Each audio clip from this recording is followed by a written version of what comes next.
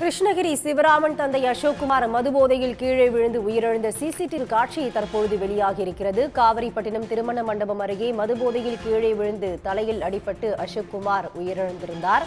இது பற்றி விரிவான தகவலை தர காத்திருக்கிறார் செய்தியாளர் விஜயபிரபாகரன். விவரங்கள். கிருஷ்ணகிரி அருகே தனியார் பள்ளிகளில் போலியாக என்சிசி முகாம் நடத்தி 13 மாணவிகளை பாலியல் வன்கொடுமை செய்த நாம் தமிழர் கட்சியின் முன்னாள் நிர்வாகியான சிவராமன் போக்சோ சட்டத்தின் கீழ் கைது செய்யப்பட்டு சிகிச்சைக்காக சேலம் அரசு மருத்துவக் கல்லூரி மருத்துவமனையில் அனுமதிக்கப்பட்டிருந்தார்.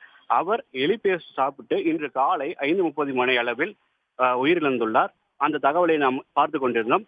அதே சமயம் நேற்று இரவு 11:30 மணி அளவில் சிவராமனின் தந்தை அசோக்குமார் என்பவர் குடிபோதையில் காவேரிப்பட்டினம் சேலம் நெடுஞ்சாலையில் உள்ள நடேச திருமண மண்டபம் என்னும் இடத்தில் வந்து கொண்டிருந்தார். அப்போது குடிபோதை அதிகமானதால் அவர் சாலையின் அருகே வண்டியை நிறுத்திவிட்டு வாகனத்தில் அமர்ந்துள்ளார். அவரால் குடிபோதை அதிகமாக இருந்ததால் அவரால் நிற்க முடியாத சூழல் ஏற்பட்டு நிலை தடுமாறி கீழே சாலையின் மேலே விழுகிறார். அப்போது அவருக்கு தலையில் பலத்த காயம் ஏற்பட்டு அவர் சம்பவ இடத்திலேயே உயிரிழந்தார்.